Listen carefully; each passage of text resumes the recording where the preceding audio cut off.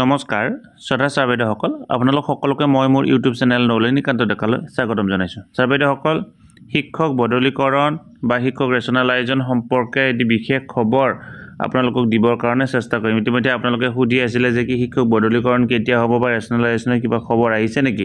শিক্ষামন্ত্ৰী মহোদয়ে বিশেষ গুৰুত্বপূৰ্ণ বক্তব্য দাঙি ধৰিছে। আমি ইতিমধ্যে জানো যে কি শিক্ষক বদলীকৰণ সম্পৰ্কে যি অফিচ মেমৰেণ্ডাম প্ৰকাশ পাইছিলে এই অফিচ মেমৰেণ্ডামৰ এটা কথা উল্লেখ কৰা আছিলে যে কি শিক্ষক বদলীকৰণৰ অৰ্ডাৰবিলাক বন্ধ বা জুলাই মাহত প্ৰকাশ পাব আৰু ইয়াৰ আগতো তেনেকুৱা ধৰণে জুলাই মাহতে অৰ্ডাৰ ওলাইছিলে আৰু শিক্ষামন্ত্ৰী মহোদয়ে এটি বিশেষ গুৰুত্বপূৰ্ণ মন্তব্য দাঙি ধৰিছে যে কি যিসকল শিক্ষকে শিক্ষক বদলীকৰণৰ অৰ্ডাৰ পাবৰ কাৰণে যোগ্য তেওঁলোকৰ এইভাবে যি অৰ্ডাৰ জুলাই মাহত ঠিক আগে প্ৰকাশ পাব যাতে জুলাই মাহৰ ভিতৰত তেওঁলোকৰ যিখিনি জইনৰ কাম সেইখিনি কৰিব পাৰে। গতিকে যিসকল শিক্ষকে বদলীকৰণৰ অৰ্ডাৰ পাবৰ কাৰণে যোগ্য তেওঁলোকৰ অৰ্ডাৰ জুলাই মাহৰ আগে প্ৰকাশ পাব। ভিডিঅ'টো যদি এইখিনি কথা ক'লো, গতিকে যিসকলে বদলীকৰণ পাবৰ কাৰণে যোগ্য তেওঁলোকৰ অৰ্ডাৰবিলাক ঠিক জুলাই মাহৰ আগে প্ৰকাশ পাব। ইয়াক লৈ শিক্ষামন্ত্ৰী মহোদয়ে কি বক্তব্য দাঙি ধৰিছিল সেই কথাটো আপোনালোকে শুনকচোন।